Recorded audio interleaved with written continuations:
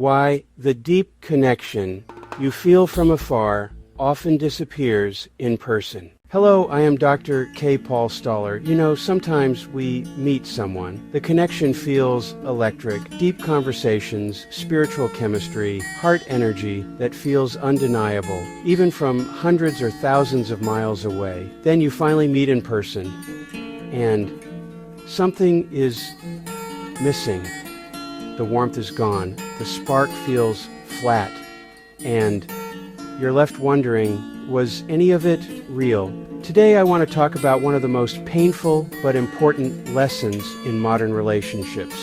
Why the intense connection we feel from a distance often collapses when reality arrives. We live in an age where it's easier than ever to fall for someone before truly knowing them. Distance protects us. It lets us project our hopes, our fantasies, and our spiritual longings onto the other person. We fill in the blanks with the version of them we want to see.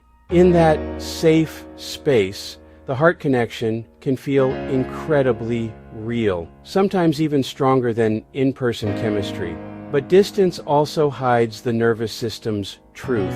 When two people finally stand in the same room, the masks come off. Old traumas rise, protection mechanisms activate, and suddenly that beautiful energy disappears. This is where many of us get hurt. We sense red flags, difficult pasts, unresolved trauma, patterns of self-sabotage, but the emotional high overrides our discernment. We tell ourselves this time it's different, or love will heal them. We forget a painful truth. You cannot outlove someone's unhealed trauma. You cannot spiritually bypass their nervous system's wiring.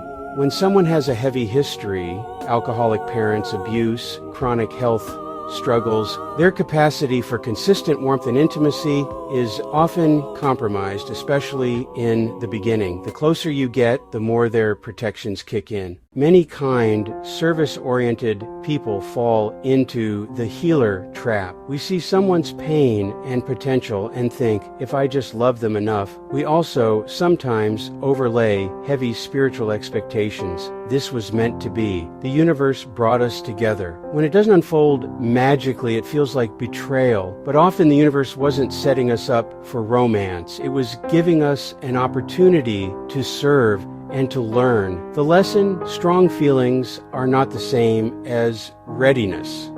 Heart energy from afar is not the same as emotional availability up close. The healthiest thing we can do when reality doesn't match the fantasy is to tell the truth to ourselves and to the other person. Clear, kind boundaries are an act of self-respect. Sometimes that means shifting the relationship to friendship only. Sometimes it means space, and sometimes it means walking away with gratitude for the lesson. Real love, the kind that lasts, needs more than chemistry.